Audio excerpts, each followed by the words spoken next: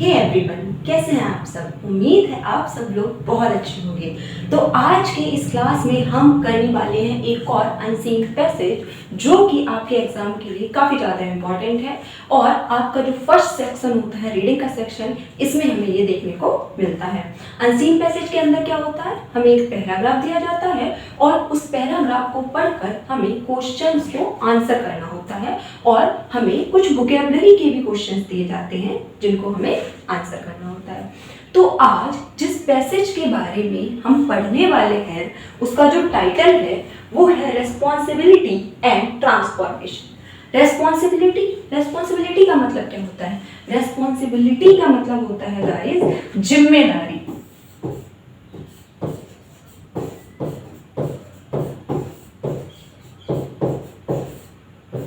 और ट्रांसफॉर्मेशन का मतलब होता है गाइस बदलाव।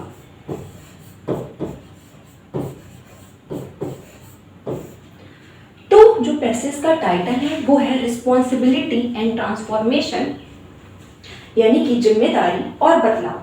तो हम इस पैसेज को पढ़ेंगे, देखेंगे इसमें ऑथर हमसे क्या कहना चाह रहे हैं।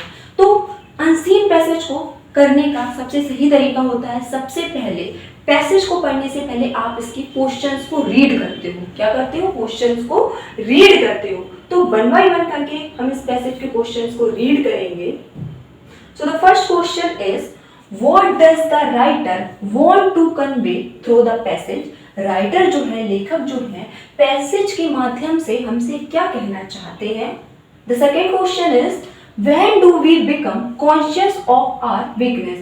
हम कब अपनी कमजोरियों के प्रति सचेत हो जाते हैं। Next question is, what changes a reckless young into a sober and grave householder?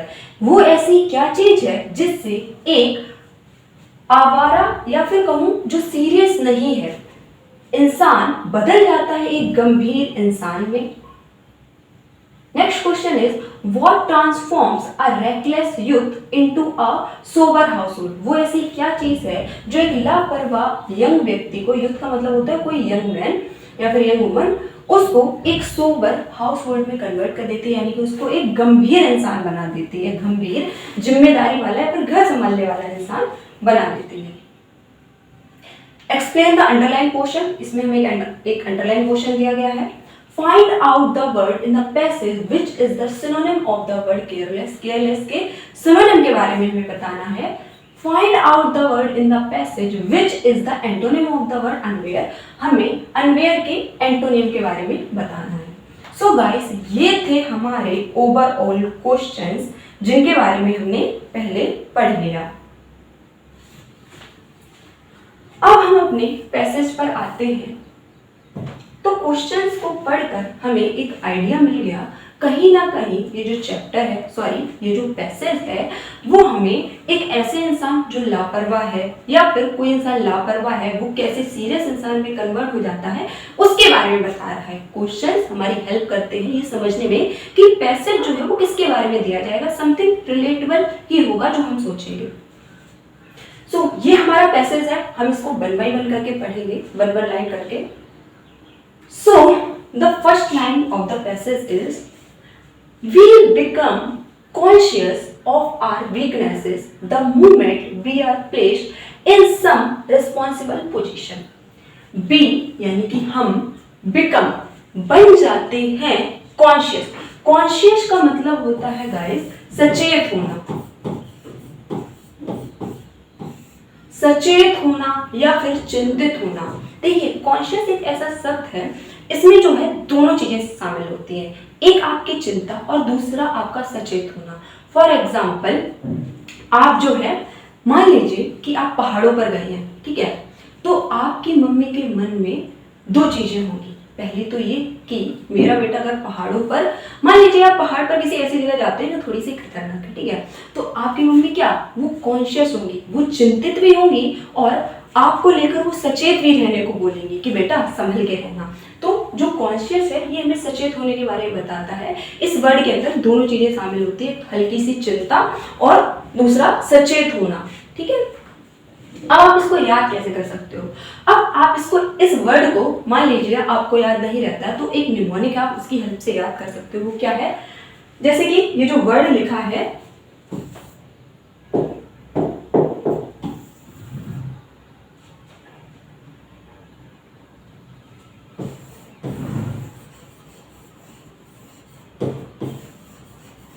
Conscious. अब इसको एक निमोनिक है, उसकी हेल्प से हम याद करेंगे। ये क्या है? कौन।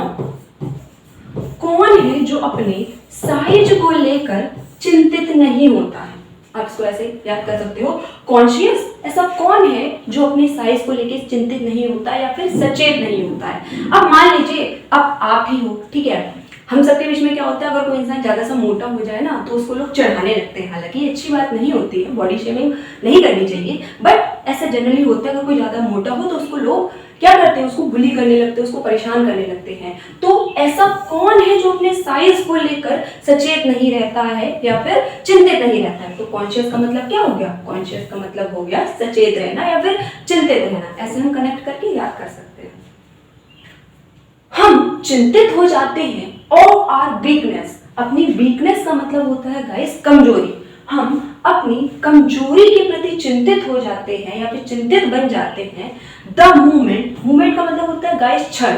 उस क्षण वी आर प्लेस्ड। प्लेस का मतलब होता है गाइस वैसे रखा जाना। जब हमें उस क्षण जब हमें रख दिया जाता है इन सम रिस्पॉन्सिबल पोजीशन। सम यानी कि किसी रिस्पॉन्सिबल जिम्मेदारी पोजीशन स्थान। हम अपनी कमजोरियों को लेकर चिंतित हो जाते हैं या फिर सचेत हो जाते हैं उस क्षण उस मोमेंट पर जब हमें किसी जिम्मेदारी वाली पोजीशन पर या फिर जिम्मेदारी वाली जगह पर रख दिया जाता है। इस लाइन का मतलब ये हो गया, we become conscious of our weakness the moment we are placed in some responsible position. हम अपनी कमजोरियों को लेकर या फिर कमजोरी को लेकर चिंतित हो जाते हैं या सचेत हो जाते हैं उस क्षण पर जब हमें किसी रिस्पॉन्सिबल पोजीशन पर रख दिया जाता है, हमें किसी जिम्मेदारी वाली जगह पर रख दिया जाता है या फिर हम पहुंच जाते हैं। Next line is we then try to prove equal to the task।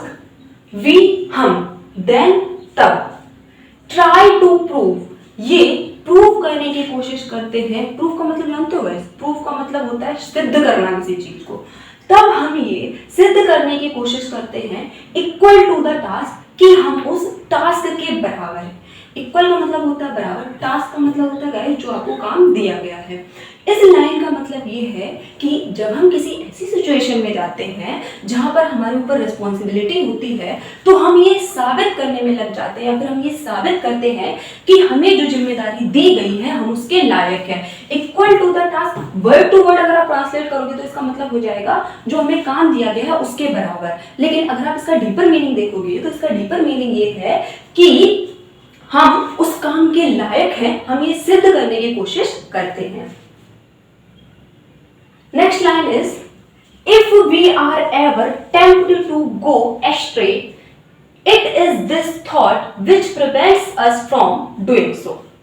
If we are ever, यदि हम कभी, एवर का मतलब होता है गाइस कभी, टेम्प्ट का मतलब वैसे होता है गाइस मनमोहक होना। मैंने आपको बताया था खींचे मुझे कोई डोर तेरी ओर तेरी ओर, वो गाना है ना, तो ये वही, इसका मतलब वही है। वैसे टेम्प्ट का मतलब होता है किसी चीज का मनमोहक होना, किसी चीज का आकर्षित होना। लेकिन यहाँ पर टेम्प्ट का मतलब होता है यदि हम कभी गो एस्ट्रे, यानी कि गो एस्ट्रे का मतलब होता है गाइस रास्ते से भटक जाना। ये जो एस्ट्रे है, एस्ट्रे का मतलब होता है अगर कोई रास्ता उस रास्ते से भटक जाए कोई इंसान। यदि हम कभी अपने रास्ते से भटक जाते हैं इट इज दिस थॉट, यह है वही विचार है विच जो प्रिवेंट्स अस। प्रिवेंट्स का मतलब होता है गाइस जैसे रोकथाम करना या फिर किसी चीज को बचाना। जैसे कि कोविड-19 पेंडेमिक हुई थी तो उससे प्रिवेंशन के लिए हमसे क्या बोला गया था कि हमें मास्क पहन के रखना है, हमें अपने हाथों को धोना है, हमें घर से बाहर नहीं निकलना है। तो प्रिवेंट का मतलब होता है रोकथाम करना, रोकने के लिए हम इसका यूज करते हैं। इट इज दिस थॉट, यह वही विचार है विच प्रिवेंट्स, जो कि हमें बचाता है फ्रॉम डूइंग सो, ऐसा करने से।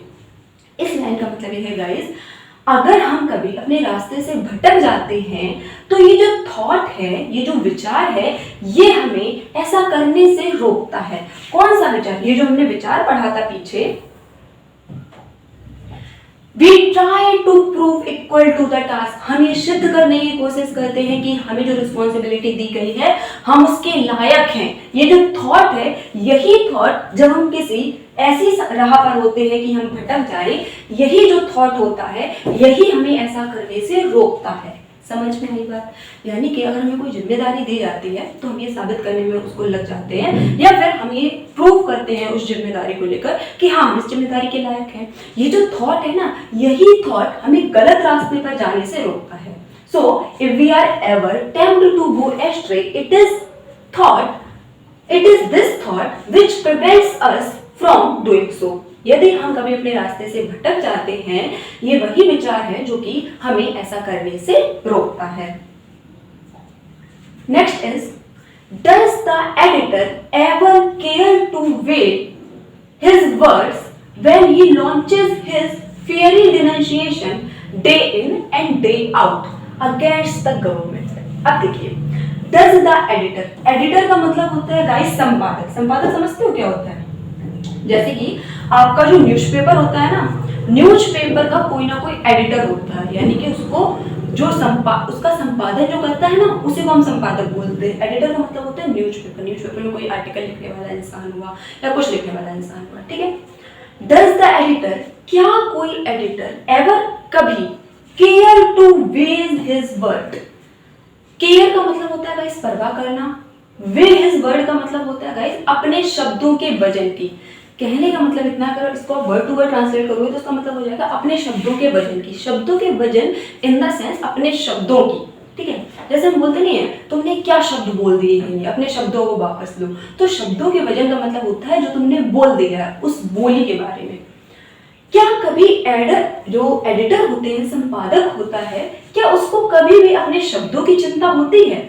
When he launches, जब वह लॉन्च करता है, वैसे लॉन्च का मतलब होता है शुभारंभ करना किसी चीज का या फिर आरंभ करना। यहाँ पर लॉन्च का सेंस है, ये जो एडिटर है, एडिटर कुछ ना कुछ लिखते हैं, जो लिखते हैं वही न्यूज़पेपर में क्या होता है, लॉन्च किया जाता है, उसको मतलब कि छाप दिया जाता है, ठीक है। When he launches his fiery denunciation, जब वह लॉन्च करते हैं अपनी fiery denunciation। देखिए fiery denunciation ये जो है, ये एक फ्रेज है, इसका मतलब होता है किसी की बहुत ज्यादा निंदा करना, किसी को हम बहुत गलत गलत बोल रहे हैं। फियरी जो है फायर से बना है। फियरी यानी फायर, फायर कैसी होती है, बहुत गर्म होती है, बहुत ज्यादा तीखी होती है। डिनंशिएशन किसी के बारे में गलत बोलना। प्रोनाउंसिएशन सुना है? प्रोनाउंसिएशन का मतलब होता है कोई चीज बोलना, कहना। डिनंशिएशन, डिनंशिएशन का मतलब होता है किसी के बारे में गलत करना, डिनाउंस करना। डिनाउंस सुना होगा आपने, किसी के बारे में गलत बोलना। तो अब इसको आप कैसे याद करोगे? इसको आप ऐसे याद कर सकते हो, फियरी फायर से बना है। डिनंशिएशन, डिनंशिएशन को प्रोनाउंसिएशन से रिलेट करो। प्रोनाउंसिएशन का मतलब क्या होता है, कहना। अब सोच लीजिए कोई आपसे कुछ कह रहा है और उसके मुंह से आग निकल रही है। आग निकल रही है इन द सेंस वो आपसे बहुत ज्यादा गलत बोल रहा है। अब आपने अपने देखा होगा, आप ऐसे बोलते भी हो, ज्यादा आग मत निकालो, ठीक है, आग मत निकालो।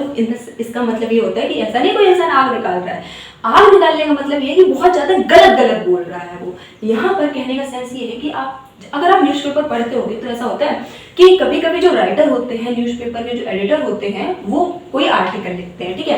फॉर एग्जांपल उन्होंने कैबिनेट के ऊपर कोई आर्टिकल लिखा, ठीक है, तो हो सकता है उसमें वो कैबिनेट की तारीफ करें। कभी कभी ऐसा भी होता है उसमें जो एडिटर होते हैं वो पूरी बहुत ज्यादा बुराई कर देते हैं, उनके बारे में बहुत गलत गलत लिख देते हैं, तो ऐसा भी होता है। तो फियरी डिनंशिएशन है, इसका मतलब है किसी के बारे में आग उगल देना। आग उगल देना इन द सेंस उसकी कटु निंदा करना, बहुत ज्यादा तीखी निंदा करना उसकी। When he launches his fiery denunciation, जब वे किसी की कटु निंदा करते हैं, day in and day out. देखिए डे इन और डे आउट ये हमारा पूरा एक फ्रेज है। इस फ्रेज का मतलब होता है दिन और प्रतिदिन, डे इन डे आउट, दिन प्रतिदिन। Against the government, against means खिलाफ, द गवर्नमेंट यानी कि सरकार। क्या कभी किसी संपादक को अपने शब्दों की चिंता होती है जब वह जो सरकार है उसके खिलाफ दिन प्रतिदिन कटु निंदा करता है या फिर कटु निंदा करते हैं?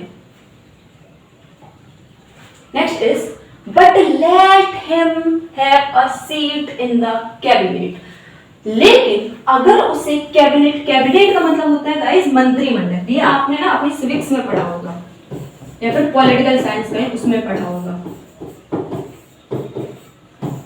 कैबिनेट का मतलब क्या होता है? मंत्रिमंडल। लेकिन let him have a seat, उसे दे दी जाए एक सीट इन द कैबिनेट, मंत्रिमंडल में। पहले हमें ये बताया गया कि कभी कोई एडिटर ऐसा होता है कि उसको अपने शब्दों की परवाह हो, जब वह सरकार के खिलाफ गलत गलत बोलता है, फिर गलत गलत चीजों को लॉन्च करता है, लेकिन अगर उसे कैबिनेट मंत्रिमंडल में उसी एडिटर को एक सीट दे दी जाए तो क्या होता है, no one is so thoughtful, so wise, so far sighted as he. No one means कोई नहीं, सो थॉटफुल इतना ज्यादा गंभीर या फिर इतना ज्यादा विचारों से भरा हुआ। थॉटफुल का मतलब अगर कोई इंसान थॉटफुल है, इसका मतलब ये है वो चीजों को सोच विचार कर करता है, कोई भी काम वो ऐसे ही नहीं कर देता है, वो चीजों अगर कोई वो काम करता है वो थोड़ा सोच और विचार कर करता है, उसी इंसान को हम थॉटफुल बोलते हैं। सो वाइज इतना ज्यादा होशियार, सो फार साइटेड, फार का मतलब होता है गाइस दूर होना, और साइड का मतलब होती है निगाह, जिसकी निगाह दूर तक है, इसका मतलब जो दूरदर्शी है, दूरदर्शी यानी कि जो आगे की सोच कर चलता है। फॉर साइटेड, फार का मतलब होता है दूर, साइड का मतलब होता है देखना, मतलब नजर, आप बोलते हैं ना आपको शॉर्ट साइटेडनेस है, तो जो निकट दृष्टि दोष होता है उसको शॉर्ट साइटेडनेस बोलते हैं, ठीक है। तो फार साइटेड जो दूरदर्शी है, ऐसे जितना कि वो हो जाता है। कहने का मतलब ये है गाइस कि कोई एडिटर होता है, उसे अपने शब्दों से फर्क नहीं पड़ता है कभी भी जब वो किसी सरकार के बारे में, किसी गवर्नमेंट के बारे में कुछ गलत बोलता है, लेकिन अगर उसी एडिटर को, उसी संपादक को हम पार्लियामेंट में या फिर कैबिनेट में एक सीट दे दें तो उस कोई भी उससे ज्यादा बड़ा विचारक, उसके जितना वाइज, होशियार और उसके जितना दूरदर्शी नहीं हो पाता है। और या take the case of a young boy, take the case, यहाँ पर हम एक एग्जांपल दे रहे हैं, एक केस लेते हैं ऑफ अ यंग मैन, एक युवा लड़के का।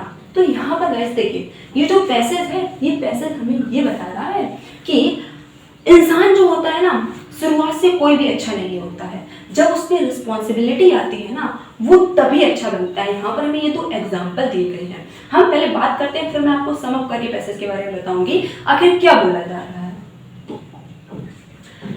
How reckless and irresponsible he is. How कितना, reckless का मतलब होता है गाइस लापरवाह होना,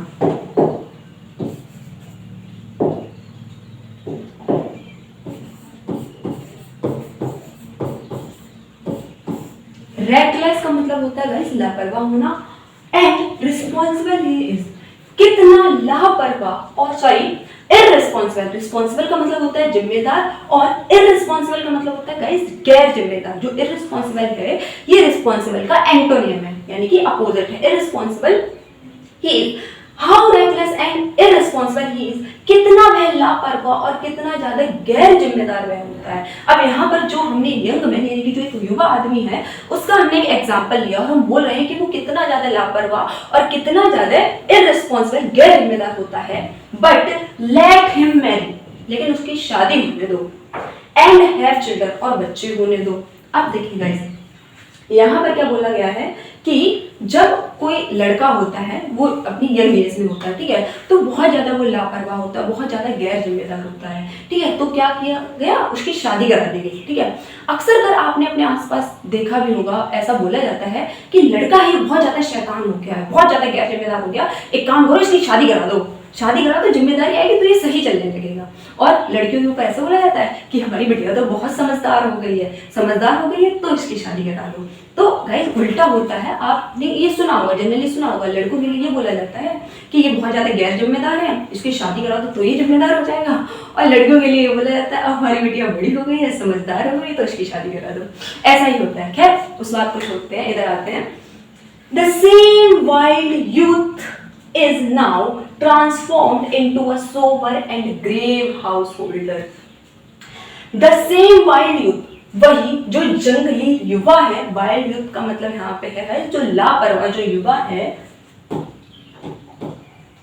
is now, अब now का मतलब होता है अब, ट्रांसफॉर्म, ट्रांसफॉर्म का मतलब होता है गाइस बदल जाता, बदल जाना किसी चीज का, ट्रांसफॉर्म हो जाना, सुना होगा कि ट्रांसफॉर्मेशन हो रहा है, बदल रहा है, into a sober and grave householder। एक सोबर का मतलब होता है गाइस गंभीर हो जाना, ठीक है। ग्रेव का मतलब होता है गाइस, ग्रेव देखो सोबर और जो ग्रेव है दोनों का मतलब एक ही होता है, गंभीर होना और समझदार होना। हाउस होल्डर यानी कि घर संभालने वाला। वही जो जंगली युवा है, जब उसकी शादी करा दी जाती है तो वो एक गंभीर और एक शांत और एक जिम्मेदार जो घर संभालने वाला होता है वो बन जाता है। तो आपने देखा कि अगर कोई लड़का है और वो बहुत ज्यादा इररिस्पॉन्सिबल है, ठीक है, तो उसकी शादी करा दो। शादी कराने के बाद क्या होगा, वो रिस्पॉन्सिबल बन जाएगा। इसका वास्तविक जीवन से कोई लेना देना नहीं है गाइस, ये हमें पैसेज में दिया गया है, हम इसलिए पढ़ रहे हैं। ऑलराइट, तो ये था हमारा ओवरऑल पैसेज। देखो आपके चैप्टर जो दिए गए हैं, जैसे कि हम 9th क्लास में होते हैं, 10th क्लास में होते हैं, अब आप 11th और 12th में होंगे, है ना। तो जो चैप्टर आपके नोटबुक में, टेक्स्ट बुक में दिए गए हैं, वो सिर्फ इसलिए नहीं दिए गए कि आप पढ़ो और इनसे एग्जाम पास कर लो। वो हमें इसलिए भी दिए जाते हैं ताकि हम लाइफ लेसन भी ले सकें। जैसे कि हमें इस पैराग्राफ के बाद ये अनसीन पैसेज दिया गया है। इस अनसीन पैसेज से आपको क्या सीखने को मिला? इस अनसीन पैसेज से हमें ये सीखने को मिला कि कोई भी व्यक्ति जो होता है, जब उस पर रिस्पॉन्सिबिलिटी आती है ना, तो वो समझदार बन जाता है, ठीक है। जब तक वो अकेला होता है, जैसे इसमें एक एग्जांपल ये दिया गया है कि जैसे इसमें 2 एग्जांपल दिए गए हैं।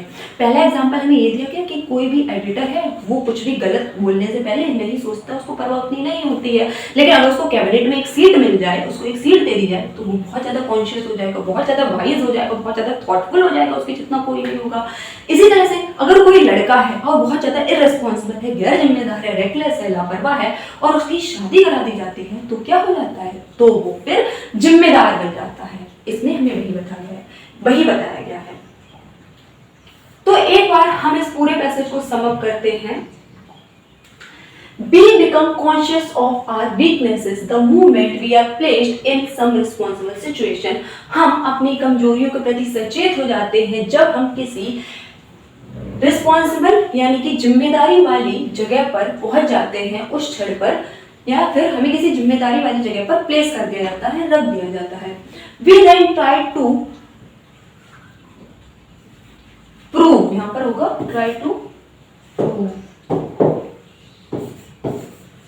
Equal to the task. तब हम ये कोशिश करते हैं कि हम ये एक प्रूव कर सकें, हमें सिद्ध कर सकें कि हमें जो टास्क दिया गया है, जो काम दिया गया है, हम उसके लायक हैं। If we are ever tempted to go astray, यदि हम कभी भी अपनी राह से भटक जाते हैं, इट इज दिस थॉट, यह वही विचार है, which prevents us from doing so, जो कि हमें ऐसा करने से रोकता है। Does the editor ever care to weigh his words when he launches his fiery denunciation day in and day out against the government? क्या कभी संपादक को अपने शब्दों की चिंता होती है जब वह सरकार के खिलाफ दिन प्रतिदिन उसकी कटु निंदा करता है? But let him have a seat in the cabinet, लेकिन अगर उसे कैबिनेट में, मंत्रिमंडल में एक सीट दे दी जाए, no one is so thoughtful, so wise, so farsighted as he, तो कोई भी उसके जितना ज्यादा विचारक, उसके ज्यादा जितना होशियार और उसके ज्यादा जितना दूरदर्शी नहीं होता है। और या फिर take the case of a young boy, या फिर एक युवा लड़के का एग्जांपल ले, how reckless and irresponsible he is, वह कितना ज्यादा लापरवाह और गैर जिम्मेदार होता है। बट लेट हिम मैरी, लेकिन उसकी शादी, यदि उसकी शादी करवा दी जाए, एंड हैव चिल्ड्रन, और बच्चे हो जाएं, the same wild youth is not transformed into a sober and grave householder, तो वही जो जंगली युवा होता है अब बदल जाता है एक गंभीर और जिम्मेदार हाउस होल्डर यानी कि घर संभालने वाले इंसान के रूप में।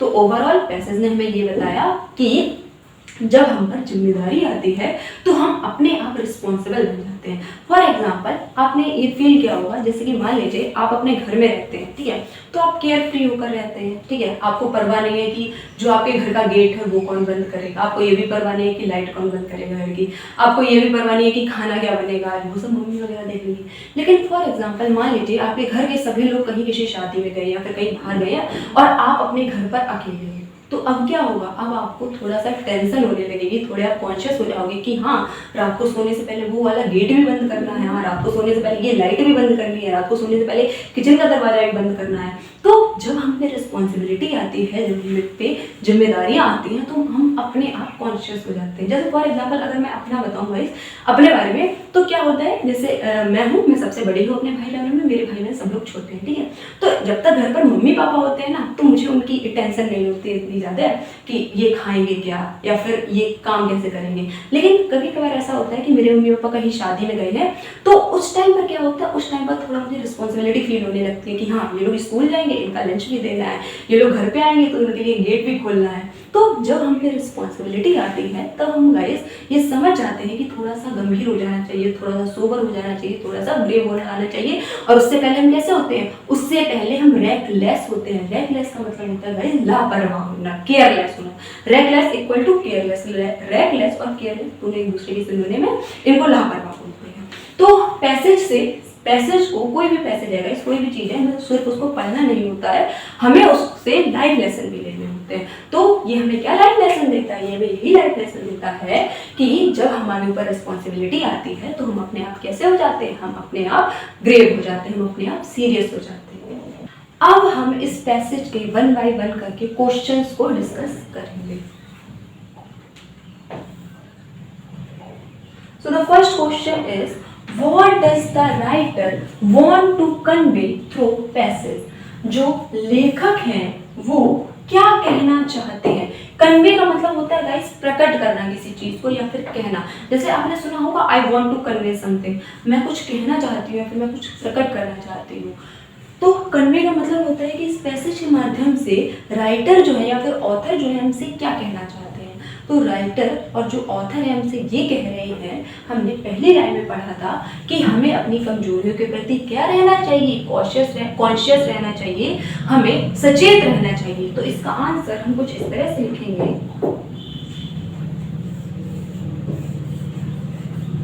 The writer wants to convey that we should be always conscious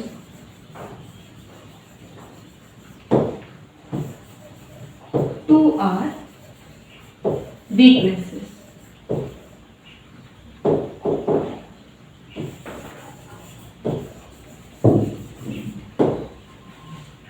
तो राइटर इस पैसेज की हेल्प से हमसे क्या कहना चाहते हैं, राइटर हमसे ये कहना चाहते हैं कि हमें हमेशा अपनी जिम्मेदारियों के प्रति क्या होना चाहिए, कॉन्शियस होना, सॉरी, हमें अपनी कमजोरियों के प्रति क्या होना चाहिए,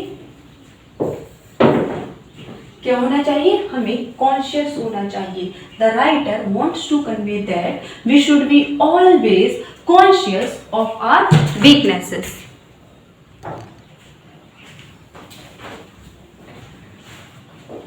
सेकेंड क्वेश्चन है हमारा, when do we become conscious of our weakness. हम अपनी कमजोरियों के प्रति कब सचेत हो जाते हैं, तो कब हो जाते हैं, जब हमारे ऊपर रिस्पॉन्सिबिलिटीज आ जाती हैं। पैसेज में हमें ऑथर ने क्या बताया, जब किसी इंसान के ऊपर रिस्पॉन्सिबिलिटीज आती है तो वो कैसा हो जाता है, वो कॉन्शियस हो जाता है अपनी वीकनेसेस यानी कि अपनी कमजोरियों के प्रति। सो इसका आंसर कुछ इस तरह से लिखेंगे,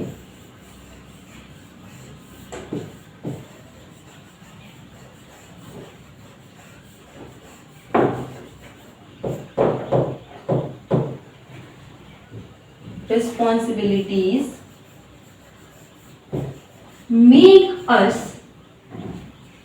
conscious of our weaknesses.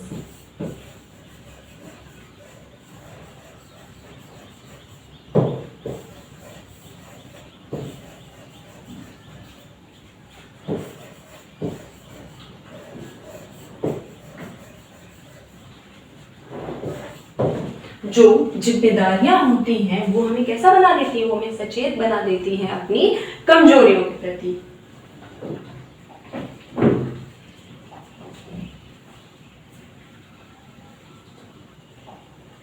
Next question is, what changes a reckless young into a sober and grave householder? तो ऐसी क्या वो चीज है जिसके बाद एक जो रेकलेस यानी कि लापरवाह युवा है वो बदल जाता है एक सोबर, एक गंभीर और जिम्मेदार हाउस होल्डर यानी कि घर संभालने वाला। वो क्या चीज है? वो है उसकी शादी करवा लेना। ठीक है, जब एक युवा व्यक्ति की, एक यंग मैन की शादी हो जाती है तो वो क्या हो जाता है? वो रिस्पॉन्सिबल हो जाता है। तो इसका आंसर कुछ इस तरह से लिखेंगे, when a young man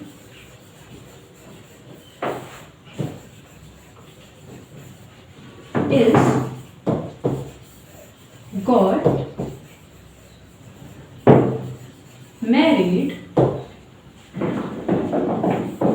he turns into a sober and grave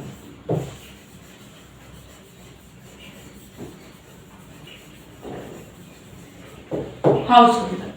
जब एक युवा व्यक्ति की शादी हो जाती है, वो क्या हो जाता है? वो एक गंभीर और समझदार घर संभालने वाला बन जाता है।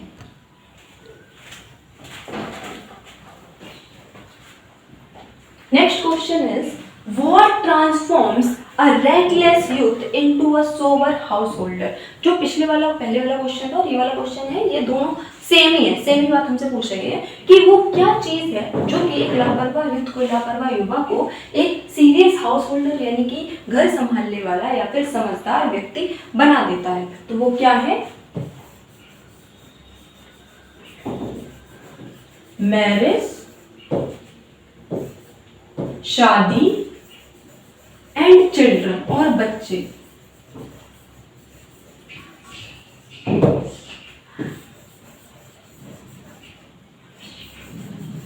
Make a reckless youth into a sober householder।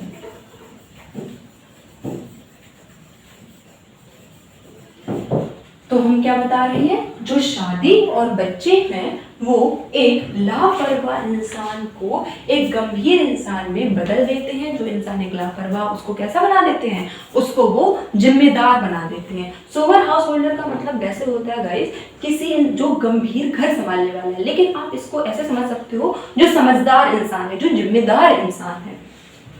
Next question is, explain the underline portion. अब देखिए पैसेज में जो अंडरलाइन पोर्शन है,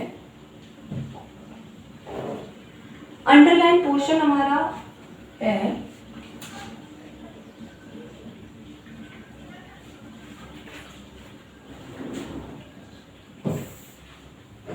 ये वाला, to prove equal to the task. यहां से try to prove equal to the task. इसका क्या मतलब है? इसका मतलब ये है गाइस, जब हमें कोई रिस्पॉन्सिबिलिटी दी जाती है तो हम ये साबित करने में लगते हैं, अगर हम सिद्ध करते हैं कि हम उस रिस्पॉन्सिबिलिटी के लायक हैं। तो इसका आंसर हम कुछ इस तरह से लिखेंगे,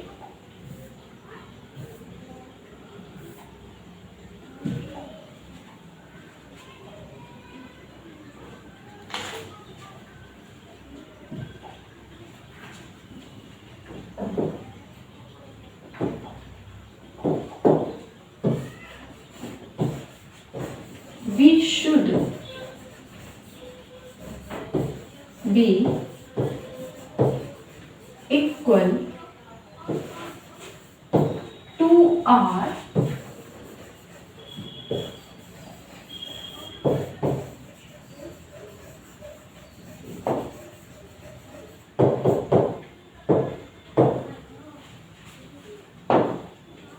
हमें अपनी जिम्मेदारियों के प्रति इक्वल होना चाहिए। जो हमें अंडरलाइन पैसेज में ये दिया गया था, we try to prove equal to the task, यानी कि हमें अपनी जिम्मेदारियों के प्रति इक्वल होना चाहिए, समान होना चाहिए। जो हमें जिम्मेदारियां दी गई हैं हम उनके लायक हैं। Next question is, find out the word in the passage which is the synonym of the word careless। careless का मतलब होता है गाइस लापरवाह होना। दूसरी चीज, हमें पैसेज में क्वेश्चन क्या दिया गया, इस क्वेश्चन को ध्यान से पढ़िए। कई बच्चे क्या होते हैं, रॉन्ग कर देते हैं, केयरलेस का कोई दूसरा सिनोनिम लिखाएंगे, लेकिन इस क्वेश्चन में हमसे ये पूछा गया है कि इस पैसेज में find out the word in the passage which is the synonym of the word careless. जो केयरलेस है उसका सिनोनिम क्या है, हमें यहाँ पर दिया गया था, मैंने आपको बताया था कि ये जो रेकलेस लिखा है, कहाँ गया, हाँ ये रहा, ये जो रेकलेस है इसका मतलब क्या होता है, इसका मतलब होता है लापरवाह होना। तो केयरलेस जो है इसका सिनोनिम क्या हो जाएगा, इसका सिनोनिम हो जाएगा रेकलेस।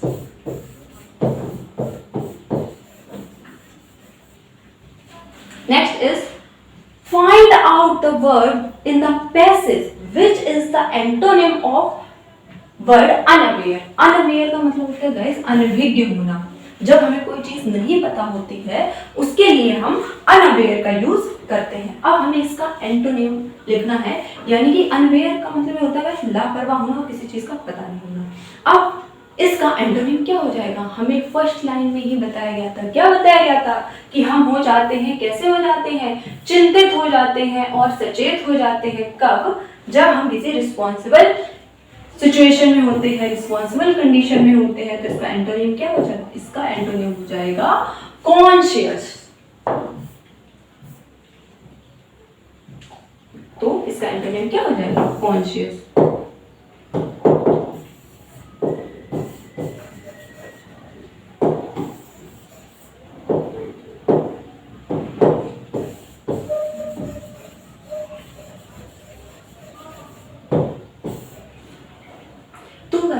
ये था हमारा ओवरऑल पैसेज हमारा क्या था, रिस्पॉन्सिबिलिटी एंड ट्रांसफॉर्मेशन। आपका होमवर्क ये है कि इस पैसेज में जितने भी ऐसे मीनिंग्स हैं जो कि आपको कठिन लगे हैं उन सभी मीनिंग्स को आपको याद करना है और सारे क्वेश्चंस को खुद से लिखने की प्रैक्टिस करनी है और एक बार इसका रिवीजन करना है। Thank you so much.